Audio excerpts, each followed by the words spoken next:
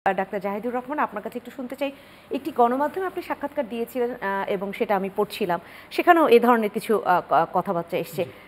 আমি আপনার কাছে একটু জানতে চাই যে তারা যে কোনো ধরনের একদম কোন পন্থা সেটাও তারা স্পষ্ট করতে পারছে না, এবং তাদের, আমি যদি বলি জাতীয় নাগরিক কমিটি, এখনও তো রাজনৈতিক দলের কোনো আত্মপ্রকাশ ঘটেনি, কিন্তু জাতীয় নাগরিক কমিটি বা বৈষম্যবিরোধী ছাত্র আন্দোলন, সেখানে যারাই এসেছে এই ছাত্ররা বা এই শিক্ষার্থীরা বিভিন্ন প্ল্যাটফর্মে ছিল, বিভিন্ন ছাত্র সংগঠনের সাথে জড়িত ছিল, সেখান থেকে তারা পদত্যাগ করে এসেছে। তাহলে তারা যখন অন্যান্য ছাত্র সংগঠনে ছিল তখন তো তাদের একটা সেই ইডিওলজির কথা যদি বলি সেটা ছিল, সেখান থেকে নানান জায়গা থেকে আসার কারণেই কি এখন কোনো ইডিওলজি থাকবে না? এটাই কি স্পষ্ট করলেন কি না ডক্টর রাশেদা রওনক খান? ধন্যবাদ। আমি ব্যক্তিগতভাবে আমার একটা অবস্থানের কথা আগে জানিয়ে নেই, তাহলে আমার বক্তব্যটা বোঝা সহজ হবে। আমি আইডিওলজিক্যাল রাজনীতি করেন, রাজনীতি আসলে মোটা দাগে দুভাবে করা যায়। আমরা আইডিওলজিকে সামনে এনে করতে পারি নানান ফর্মে, এটা আইডেন্টিটির ফর্মে আসতে পারে, এটা হিস্ট্রির ফর্মে আসতে পারে, এটা ন্যাশনালিজমের ফর্মে আসতে পারে। আমি পছন্দ করি না। আমি মনে করি রাজনীতি আরেকটা রাজনীতি করা যায়, সেটা হচ্ছে ওয়েলফেয়ারের রাজনীতি। আপনি জনগণের জন্য কি করবেন।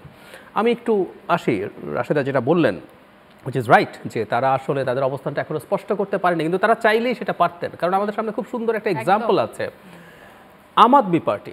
আপনি যদি আম আদমি পার্টির কর্মসূচি খেয়াল করেন, তার দলের কনস্টিটিউশন খেয়াল করেন, তার বের হওয়ার সময়টা খেয়াল করেন, আপনি দেখবেন ওর এরকম লেফট রাইট কোনো দিকে, ও একটা সেন্ট্রিস্ট, মধ্যপন্থী, এবং তারা বলছে তারা ইকুয়ালিটি অ্যান্ড জাস্টিস এনশিওর করতে চায় ইন দ্য সোসাইটি। এর মধ্যে কিন্তু তার অন্য কিছু ডেকে আনার দরকার হয়নি।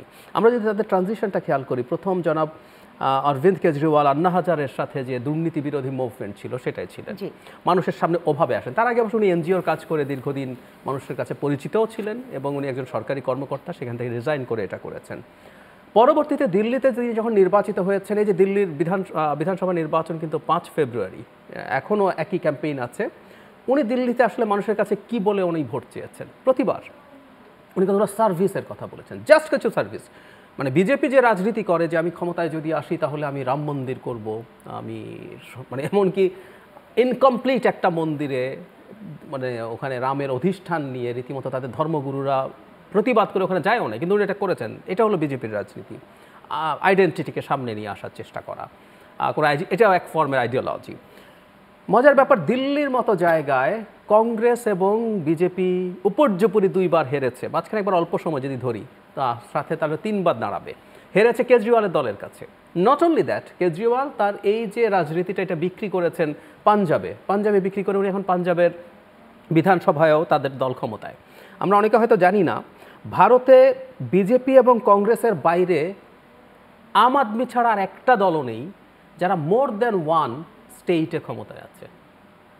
বিজেপি এবং কংগ্রেসের পর আম আদমি হচ্ছে অনলি দ্য 3rd, যে একটার বেশি রাজ্যে ক্ষমতায় আছে। ভারতে প্রচুর আঞ্চলিক দল আছে, তারা একটা রাজ্যে ক্ষমতায় থাকে, কিন্তু একমাত্র আম আদমি। সো এটাও একটা রাজনীতি, এবং এই রাজনীতিটার প্রতি আমার পক্ষপাত আছে। এতে সুবিধাটা কি জানেন, আমরা যদি মানুষকে এই আইডিওলজিক্যাল ইস্যুতে ডিবেটে লাগিয়ে দিতে পারি, মারামারি খুনোখুনি হয়ে যেতে পারে, তখন জনগণের ওয়েলফেয়ার আর প্রধান থাকে না।